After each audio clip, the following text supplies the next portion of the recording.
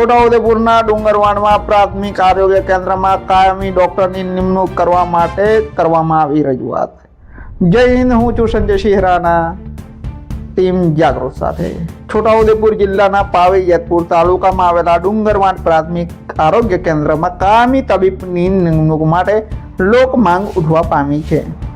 ત્યારે સ્થાનિક નેતા ચંદ્રસિંહ ઉર્ફે શેખર રાઠવાએ જણાવ્યું છે કે છેલ્લા 2 વર્ષથી લગભગ માર્ચ 2024થી આ ડોક્ટરની જગ્યા ખાલી છે અને હાલ આ પ્રાથમિક આરોગ્ય કેન્દ્રમાં બોન્ડવાળા તાલીમી ડોક્ટર સેવા આપી રહ્યા છે, જેના કારણે અમારા વિસ્તારના લોકોની મુશ્કેલીઓ પડે છે।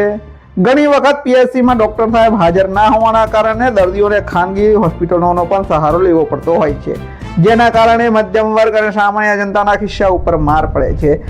તેમાં છેક પાવી જેતપુર અને બોડેલી સુધી લાંબા થવું પડે છે, જે મોંઘું પડતું હોય છે। સાથે સાથે ઘણી વખત સમયસર સારવાર ના મળતા દર્દીના જીવનું જોખમ પણ વધી જતું હોય છે।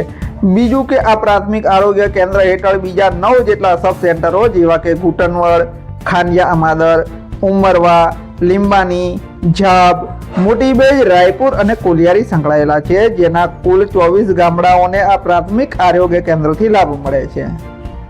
તો સરકારશ્રી દ્વારા વહેલામાં વહેલી તકે કાયમી તબીબની નિમણૂક કરવામાં આવે તે ખૂબ જ જરૂરી છે, જેના કારણે હોસ્પિટલની અન્ય સેવાઓ તથા કર્મચારીઓની સેવાઓ પણ વધુ સુસંગત થાય।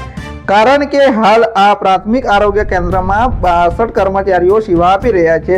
તો આ પંથકની જનતાના હિત માટે ડુંગરવાડ પ્રાથમિક આરોગ્ય કેન્દ્રમાં કાયમી ડોક્ટરની નિમણૂક કરવા માટે સ્થાનિક રાજકીય અગ્રણીઓ અને જિલ્લાના આરોગ્ય વિભાગના અધિકારીઓ પણ ખાસ રસ લઈ અને યોગ્ય નિર્ણય કરે તેવું આ વિસ્તારની જાહેર જનતા પણ ઈચ્છી રહી છે। ત્યારે આ જનતા વતી યુવા નેતા ચંદ્રસિંહ ઉર્ફે શેખર રાઠવા એ ઉચ્ચ કક્ષાએ પણ રજૂઆત કરેલી છે। ત્યારે સાંભળીએ શું કહી રહ્યા છે ચંદ્રસિંહ ઉર્ફે શેખરભાઈ રાઠવા। નમસ્કાર।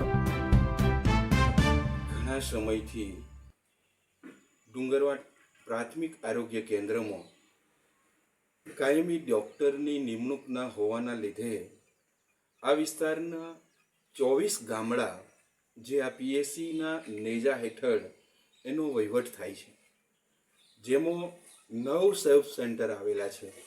આ 9 સબ સેન્ટર અને આ ડુંગરવાડ પીએસસી હેઠળ લગભગ 62 જેટલા ગવર્મેન્ટ નિમિત્ત કર્મચારીઓ હાલ અહીંયા કામ કરી રહ્યા હોય।